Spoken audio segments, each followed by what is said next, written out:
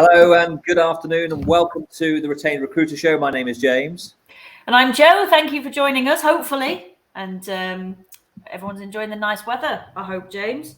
I hope they're also enjoying that nice jazzy intro we've got, Jo, at the countdown. I was laughing, actually, yeah. I like it. I feel like we should be presenting the One Show, but like a really cool, jazzy version of it. We're going to flip our game next week, James, I think. Yeah, really good. I like that one. There we go. So, yeah, hope everyone's enjoying that. That's probably why they muted us, Jo, so they couldn't hear us laughing at it.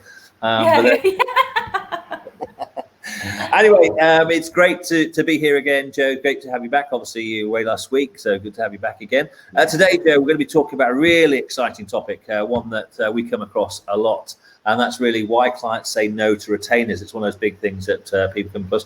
And in addition to that, Jo, we're going to talk about what you can do to overcome that. So, yeah, any thoughts on this before we get started?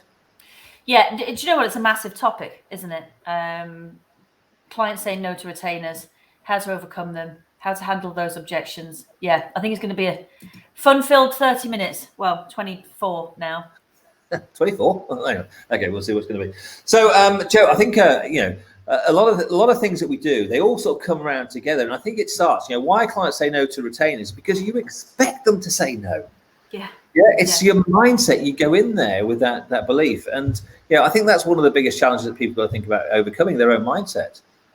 Yeah, absolutely. I think that's a brilliant place to start. Whenever we're talking to clients and we say to them, what are your biggest challenges? And they say, well, I suppose it's pitching it. And, what if the client says no? I mean, very rarely do we speak to people who actually, are getting no's at that point. Normally, like you said, it's because they're envisaging that they're going to get a no.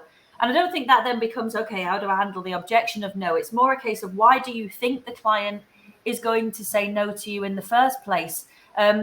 It is a mindset thing, James. I think you're right. I think it's a belief thing as well. What do you believe you're selling to the client? And is it any different to your contingent service? Yeah. Because if you don't believe in the fee that you're asking for, and you don't believe in the service that you're providing, and you don't believe that it should be a retained service, if you can't convince yourself, James, you're going to really struggle to convince anybody else, aren't you? You are. So I think, so before we even get to that stage, you've got to really think about what your proposition is. And if all it is a dressed up contingent service, a transactional CV supply, then you're walking into a disaster zone because you've got nothing different. And I know people say, well, listen, I've been doing this 15 years. And, if you want me to do this work, then you just got to retain me because I'm just not going to do it. And I think, there's a degree of arrogance in that one that says you're not really sat in the shoes of the client. They don't care how many years experience you've got. They want to know what you can do for them. And I think it's that piece that you come across. I think you got to think about, what is my service proposition? If I'm going to go out there and sell a retainer, what is it that I do? And Jo, we do this great exercise, don't we, with when we get group classes together and say, tell us about your USPs. Yeah. And when we do that, Jo, what are the typical answers we get? Literally, I've just done this this morning with another group. So we've got a large database, we're niche, we've got 15 years experience, we headhunt, we know our clients. Yeah. They're the typical ones, aren't they? And literally every time we do the exercise and we ask them what their unique selling points are, everyone comes up with the same. So by definition, they're just SPs, aren't they, really? Absolutely. There's nothing unique about them. But what we say to people is, listen, there's nothing wrong with what you've just said. That's fine. That gets you to. But what we really want to think about is, what is it that you offer to the client? Think that if you're in their seat and you're talking to yourself, what would make you say yes to it? Well, you'd want to see where you add value in that particular part of the process. So you've got to think about, what is it that you do? So if you're going to offer a retained service, you've got to think about, what does that include? What is the client going to get that's different? It's not just I'm going to tie up the CVs or resumes with a pretty pink bow and say, there you go, look, isn't it lovely? That's what you paid me, £5,000-10,000 up front to start with, or whatever the numbers may be in your market. You've actually got to think about, do I have a service proposition that will add value? And I know that's a bit of a cliche, add value. But do I really have something that's different and tangibly different? Yeah. And again, we make no bones about this. We talk about this a lot at iIntro, because iIntro is all about productizing an intangible recruitment process. Yeah. We help you deliver a service that adds huge amounts of value to companies. But we'll come back to that later when we talk about how you can get in touch with us. But let's sort of jump into this. So let's imagine we've got past the point where the mindset. Oh, the beauty of live TV. My door has just gone. The dog's going mad. apologies, I'm going to ignore it. Don't worry. And if it carries on going, I'll just move rooms. Yeah, don't worry. I can't remember what I was saying now. So what I say, let's just assume that we've got through the point where we think we have a value proposition that's worthwhile. You've got to, again, you have to ask yourself, why am I doing this? Well, it's because, if you're working contingent, 1 in 5 of the vacancies you take on, you're going to place. The other 4 are going to be wasted. The time's going to go, etc. So the reality is you've got something that you think adds value, because it really genuinely does. So you've got to that point. But you're going through your presentation, and I think, we've talked about this in other meetings, you've got to structure your meeting. Yeah. Because the client, we talked a bit to the people that say, what do you think the client thinks you do? And again, Joe, if you're back with us, what do you think? What we say to people, what do you think clients think a recruiter does? What typical responses do we get back from the recruiters we train and work with? Send CVs. What do we do? They send CVs. How long does that? What do they do when they're not sending CVs? I don't know. How long does it take them to send CVs? Yeah, I don't know. I've got no idea. We treat clients bizarrely when we were talking about selling points before. Again, I think that's one of the problems that we have as an industry, is that we call them selling points, i.e. this is what we are selling to the clients. We're not taking the clients into account here at all. Again, it might sound a bit cliched, but spinning that around to them being should be unique buying points. What does the client want to buy? It's got nothing to do with what we want to sell. Right. What does the client want to buy? What problems have they got? And one of the biggest problems that they have is that there's a lack of transparency and trust in the process. Clients want to feel safe with you and safe with your process. So actually, one of the biggest critiques that we receive about agencies, typical agencies, is that they leave clients in the dark. It's open-ended. There's no promise. It's not time-scaled. It's not mapped. And the client can't actually see either what you're proposing to deliver or what you're doing when you're not in front of them. And I think that's a big problem in our industry. Again, something that you mentioned our intro before, it's demonstrable. They can see what they're going to get. They can see what problems it's going to solve. They can see the solutions it provides. I think as a recruiter, to start thinking from that point of view, what do typical agencies do? What don't clients like? And what problems do clients have that you could solve as a recruiter? And then position your service methodology around that, maybe. So you said something interesting in terms of, about clients, there should be unique buying points, right? Yeah, because clients buy the way they want to buy, not the way that we want to sell to them. And again, when I go back to that sort of the meeting, we talk to people, a lot of it's about first impressions, and we don't just mean physically when you meet somebody. I know we talk about it a lot, but actually the first impressions that the client has of you and your company, in the same way that we research clients research us, because nowadays we research everything that we're looking at. If it's a hotel room or a flight or whatever, we review, we have a look. And then, I recently bought a fridge freezer. So I went online and did my reviews. I went into Curry's because they had the model. I had a look at it. I did some more research because I went around to my neighbour's house for a barbecue, and he had the fridge that I want to buy. So now I don't want to buy it because I don't want the same one as my neighbour. So I'm going to buy the next model up and all that stuff. So eventually I made the purchase decision, and I bought it from Curry's, which is an electrical retailer in the UK. Other electrical retailers are available. Not the BBC, and it doesn't even matter. Or did I buy it from John Lewis? It doesn't matter. But anyway, I get the questions is, where did you look? Why did you buy it this way rather than buying it in store and all that type of stuff? So I had all those questions. People said, well, it was the way I wanted to buy it. And I did the typical, maybe this is a British thing. When I went into the shop, I said, can I help you? No, I'm just browsing. I'm just looking. Leave me alone. Because I want to buy the way I want to buy, and that's very true in recruitment as well. So that's first impressions. People look at you, because I've gone into meetings with prospective clients, and they've looked at us beforehand, and they can see some of our work at that time. Not all of it, but some of our work was retained. And you walk in, and they say, "We don't buy retainers." Yeah. So, why can't I say no to retainers? Because they've read something and they've got a perception of what a retainer is. So this is the first thing to sort of start to look at. And I think it's really important that, when you get that, you deflect. We talk about objection handling, Joe, sometimes. This is one to deflect for the time. And so, of course, I'm here to talk about our process. How we engage with you is something we'll both agree collectively at the end in terms of what's right for you. So you've got to deflect that. Listen, whilst I remember, Joe, to download the roadmap to winning more retainers, even if it's your first, please go to www.retainedroadmap.com. When am I going to remember that one off the top of my head? I know, www.retainedroadmap.com. Hopefully it'll appear on screen like magic. How good was that? There we go. So please do sort of, get in touch. Some free resources there for you to have a look at. Now, so it can happen. You can get the first no to retainer before you've even said a word almost. And that's because the client has a first impression. That's what it is. And their impression is a retainer, maybe they've tried it before, and that's what we're going to come to, so we're going to come to challenging the objection later on in this conversation this afternoon. But they can say it straight on. So deflect that one and use some soothing words, empathize with me. I understand if you listen, I want to share with you today, I want to understand a bit more about the challenge that you're facing in your recruitment process. I want to understand why you've actually invited me in to join you. I want to share with you what I think there's differently. And at the end, if we're going to do business together, we'll find a mutually acceptable way of actually agreeing on how we're going to work together. Is that okay? Yeah, okay. Yeah. Well, I'm still not going to do retention. Listen, I understand what you're saying. Let's just go through and find out a little bit more, see how I can help you, if I can help you. Yeah. And I think it's really important you do it that way as well. Do you know, there's two critical things there to pick out of what you've just said. The first one is you're clearly doing this in a client meeting. So I think we need to set a precedent that, retainers aren't really sold in a 10-minute conversation over a telephone with a client or by email. You can have all the technology in the world, but I do believe recruitment is still a contact sport. What you're doing is you're selling a consultative service to someone. So you probably want to be eyeball to eyeball or at least Zoom to Zoom with them in order to do it. You're going to need more time than that 5 to 10 minutes that you get in a call. Secondly, this has really got nothing to do with taking a job brief. We're not taking a vacancy on. I mean, if you are going to do that as part of this, that's fine. But what you're describing now, James, is a client consultation. It's a recruitment process audit.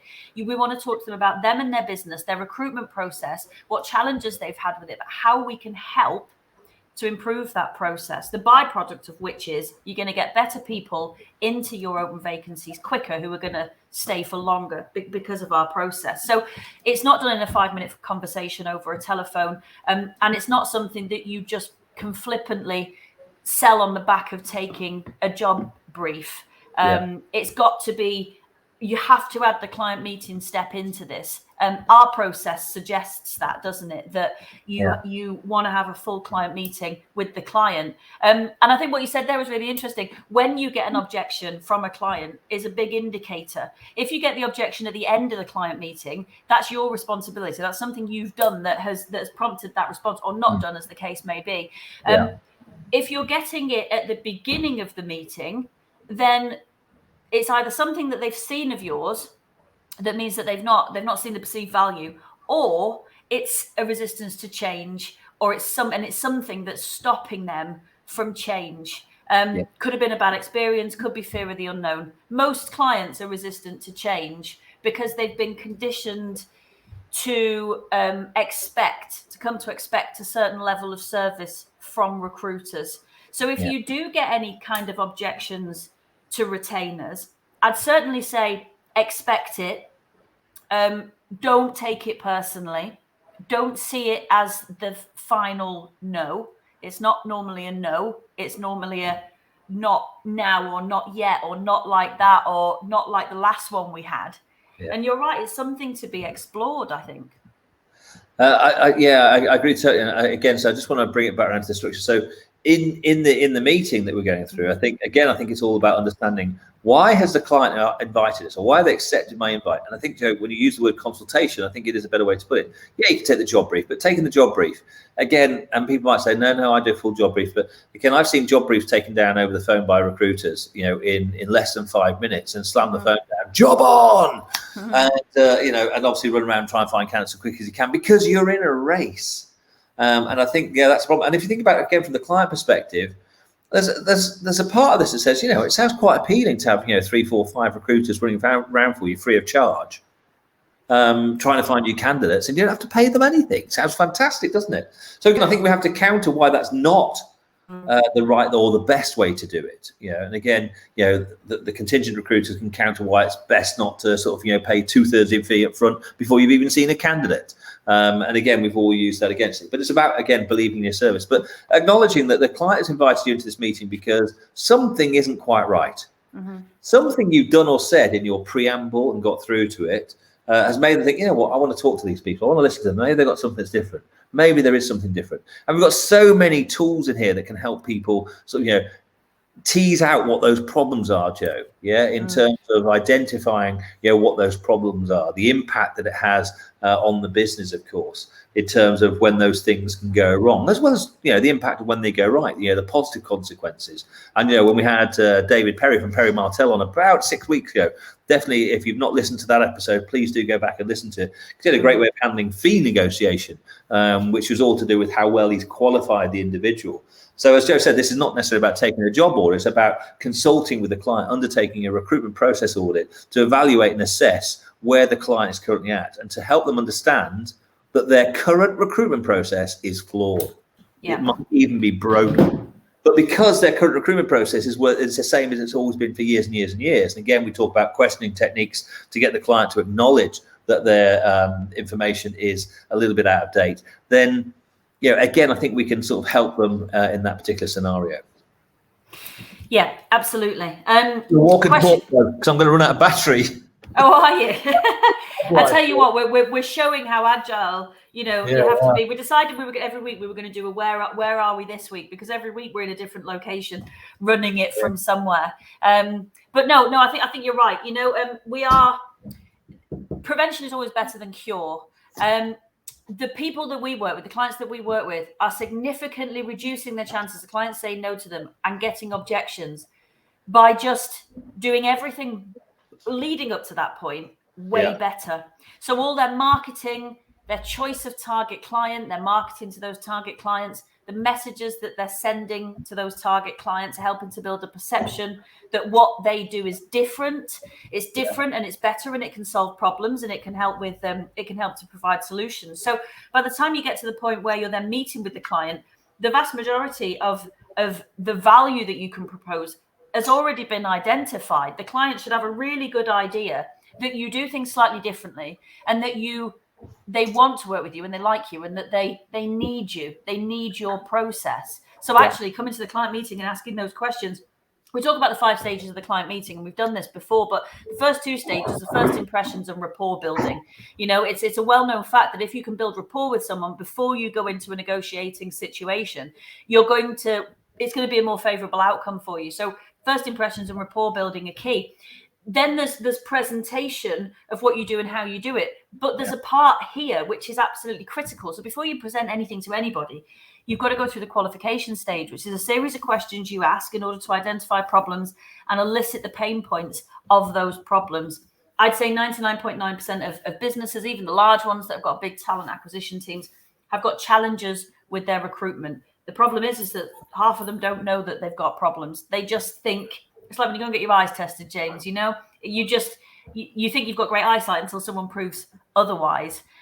Sometimes that's how the client meeting will go. But if you can identify problems, allow them to feel the pain of those problems, present what your solutions would be and how you would go about helping them to save time and save money, and improve their overall process, then surely the client can see that you're going to have to do that in a slightly different way than how it's been done before, because you're proving you're going to be able to get different results. Yeah. And so you've got to set yourself up, I think, to then position this as a retainer and a retained service. And I think that there's a taboo around the word retainer, to be honest. It'd be hard because this would just be called a show. But I do think that sometimes you could maybe take the word retainer out of your vocabulary, because some clients don't even know what a retainer is. Yeah. It's a very recruitery word. But also sometimes clients will just have an automatic reaction to that word, won't they? They will. Can I take you back, Joe? Because there's one important point I just want to get across there, because I think in terms of, you're exactly right, but I just want to go back one stage to help with this. How do you handle when the objection, why clients say no to it? I think it's, when you talk about there, the fact that we go through this 5-stage process, and the stage after rapport building, we have the qualification, which is where we're asking all the questions. And it's really important that you invest enough time there and don't skim this one. So really, you've got to have a lot of questions, and and you've got to have what we call, Joe, the pain point questions, are things that are going to elicit the fact that, yeah, you're right, I do waste a lot of time, I do waste a lot of money in this process. It doesn't always work out. Actually, it works out, not as well as I thought it had. I hadn't really thought that because what's become the norm has got there. And when you get to that stage, you think, right, I'm ready to move on now. I've actually got them in a state of, emotionally, I've charged it so they understand, hang on, there's a problem. Go on, give me a solution. But before you go to the solution, it's really important that you summarize. You summarize what's just been said and say, okay, so just before I go on and tell you a bit more about what we do, how our recruitment process works, let me summarize. So this, and this, and just summarize back to them. Now, and then here's a really important point. It's like it's the segue between your identifying what the challenges are for that client, when you're through qualification, before you pitch. Say, what I'm about to share with you is how we work here at XYZ. Yeah, and as part of that, what I want you to do when I'm sharing how we work, I want you to compare it with the process that you just told me is your existing recruitment process. And at the end of it, when I get to a qualification, I'm going to ask you to tell me what you think. Yeah, so that way you're setting yourself up. Now, why is this important? Because the reality is we don't want clients to say no to retainer. And I know, as you said earlier, Joe, we should expect it, because some of them are going to have it, and there are some natural reactions sometimes to the word retainer. But actually, but don't need it. No, you don't want it. But actually, again, I've had the situation where you have people who said no. It's like, so at the end, you get to the point, you've done your presentation about how you work, and then say, so listen, how does that sound to you? How do we compare? How does our process here at XYZ Recruitment compare to the process that you're currently working with? And it's not unusual there for people to say, it's really different. Now, why do we get that response? That's because we spoke about this demonstrable process where we've productized this intangible recruitment service. So people all of a sudden can see it. And because we typically demonstrate it on a computer or screen, they sort of point it and say, your process. Yeah, and they sort of point at your computer. So all of a sudden, we've made the intangible tangible, and now they can start to see why it is that we're different. Now, by the way, if you ever want to get in touch with us to, when we talk about consultations, we offer free consultations for anybody who wants some advice on how you might transition all or part of your business to offering a more retained service. And to sort of find more information on that, you can follow the link that's about to appear up on screen. It's it's not there yet, retainedcall.com. I hope I've got that right. Hopefully it'll appear on screen. There it goes. Yep, it is. Retainedcall.com. And so, you can have a free consultation with us, share your thoughts. We'll share our ideas with you as well. So in terms of getting to that stage, we're saying, what did you like and what didn't you like? And hopefully they say, well, I like what you did. And say, but then you have to probe, because you have to really move this on. What did you like about what I shared with you? What was different, and why is it a benefit to you? You'll find softer ways to do that, because obviously it's a little bit obvious, isn't it? Why is it a benefit to you? It's not really the coolest of sales closes, but probing the client, and sometimes that means asking them why 3 times, because what did you like about? Well, I liked that you do this part or that part. Now, what we get in our intro, I like the fact you use a video showcase tool to showcase talent in an exceptional way. I like that you use behavioural assessment and the way you use it in the assessment of us as a team, not just the candidates. So they might say other things. And why is that important to you? Well, because it gives us extra information we wouldn't get. And what does that mean to you?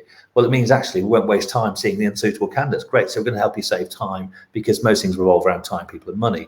So we get to that really nice stage and then say, well, listen, as I've shared with you today, our process is very different to the process that you've currently experienced or experienced in the past.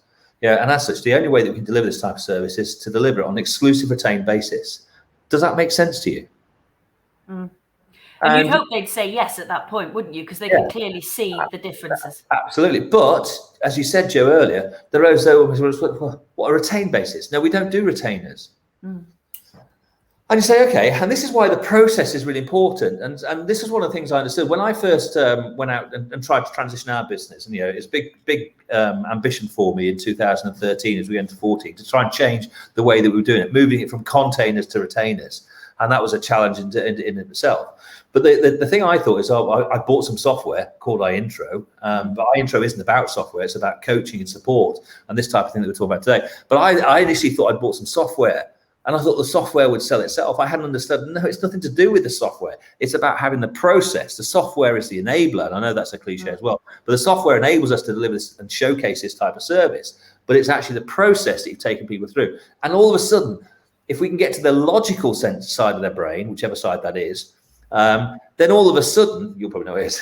I've had an amygdala hijack there, Joe. But all of a sudden, it makes sense to people. If you want me to do all of this work, then you have to pay for it. And I'm not here to race against every Tom, Dick and Harry who's trying to throw CVs at you And I can tell you why it's not good in a very tight market. If they're being contacted by 3, 4, 5 recruiters all offering the same job, it's really confusing. They think you don't know what you're doing. And there are other ways you can handle that objection. But I'd always take the client back to say, when they object, I'd say, okay, I understand. What's the reason why you wouldn't do a retainer? Well, it's just, it's company policy. Why is it company policy? It just is. It can't just be. Is it because perhaps you had a bad experience before in the past? Yes, probably. Okay, and what type of service did you get before? Was it the service I've just shared with you? Now, hopefully you're going to get a no there because you've got a unique service. But, or was it typically a dressed up CV supplier service? Well, it wasn't quite what you were doing. So, okay, so you told me you like this and this. You told me what they'll do to business. If you want that service, yeah, it's different. If you identified with you that your current retention rates are 75, 80% of new people, wouldn't it be better if you had higher retention rates? Because our process delivers 96%, which means we can offer you up to 12 months free replacement. How does that sound? Well, it sounds really well. I don't run around chasing clients. Now, I can only work with 1, maybe 2 new clients per month, and I hope it's going to be you guys. But if not, it's okay. I'm here to enlighten you and help educate you on how the market has moved and how working with companies like us can change the way you recruit, add value to your bottom line, because your team stays together, it's more cohesive, and it's going to make you a lot more money. And when people hear that, yeah, logically, you're right. Now, they might then want to haggle on the fees, but how much does it cost? And that's a different discussion. We'll talk about that another day. But I think that's where we come around to, Joe, from that side of things. Yeah, absolutely. And do you know what? If at the end of that you're still left with someone who's saying no, then maybe it's a not right now, or not yet, or not like this. So maybe you might have some additional information, or not you. Yeah, exactly. Yeah. Or not me. You might be trying to sell to someone who doesn't have the authority to buy from you. So, if you feel as if you're then going to need to come away, send some information, go back and have another client meeting. Not all clients are ready to transition their brains into working in a different way. If you can sell the benefit of it and show how it solves the problems and gets rid of the pains, then that motivates change, because emotion creates motion. It's going to move the client from current state to your desired state with them. But it's a journey that you're taking someone on. You're not selling something. You're trying to change the way that they work, and that might take more than one meeting. The final thing really on that is that if you've still got a client that's resistant to this, I think you need to ask yourself, is this someone that I maybe want to work with? Just because the client has a job, it doesn't mean you need it. Just because it's our job to qualify the clients just as much as them. And this whole process is always as well about us qualifying the client, isn't it? To decide if this is a client that we want to help, rather than is it someone that we could sell to. So you make the choice as well. It's a two-way assessment at the end of the day. If you are working retained, as James said, you can only work 1, 2, maybe 3 projects or campaigns at any given point. So you're going to have to choose really, really well and shrewdly. And so this process is as much about that as it is as trying to, in inverted commas, sell retainers to people. Yeah, indeed. Well, Joe, you said something there, which is let me think about what we can talk about next week. And next week, we're going to be talking about how to maximize your most placeable candidates. So I'm going to sort of flip the coin on this one and actually talk about how we can help you sort of maximize the talent that's available to you, which is interesting in this challenging candidate market, as we know. But I think today what we've done is we've covered a broad array of topics here in terms of mindset. What's your favorite book on mindset, Joe? Carol Dweck, Growth Mindset, I think. Definitely worth reading. The founding mother of growth mindset. Yeah, so again, we always like to give you other bits of homework to go and have a look at, all interesting topics that you can read. So have that. But obviously, going through the in terms of how we can help you, if you want to download the roadmap to winning more retainers, even if it's your first one, go to www.retainedroadmap.com, where you can download some free resources from us. But again, today we'll talk about why do clients say no to it? Well, sometimes it's because if your mindset is wrong and you're expecting to say that. Well, that's going to definitely happen because it'll be in your body language. Even when they say no, deflect the initial one if it comes early. Then make sure you've actually got a really think about what is your USP. Do you have something that's different? What is your value proposition to organizations? And then make sure you qualify people properly so you understand the pain points before you jump into explaining your service. Ask the client or the prospective client to sort of compare what you do with what someone else is, and it has to be different. If it's not different, you're going to struggle. Unless they really, really like you. And obviously that does happen as well. Because also, Joe, when we've asked people how they sold the first retainer, sometimes it was suggested to people. So just one little quick story before we go. I remember we were trying to sell a retainer for the first time. We tried to do it on the cheap. I think we were trying to lower the price to make the client appreciate it. And the client came back and said, you know what, we'd never work with you at that level because we don't think we're paying enough to do the job properly. So, it can go the way. Anyway, listen, it's been great talk today, Joe. The topic's been interesting, exciting. Hope people found great value. Thanks very much for your help today, Joe. No, it's a pleasure. Yeah, I hope everyone's enjoyed the sunshine and has taken something from it. And as we said before, if you want to get in touch with us, you can do. And, happy to answer any questions that you guys have. Good. So look forward to seeing you all next week. Thanks very much for watching. My name is James, and it's goodbye from me. My name's Joe, and it's goodbye from me. Thanks, everyone. Bye.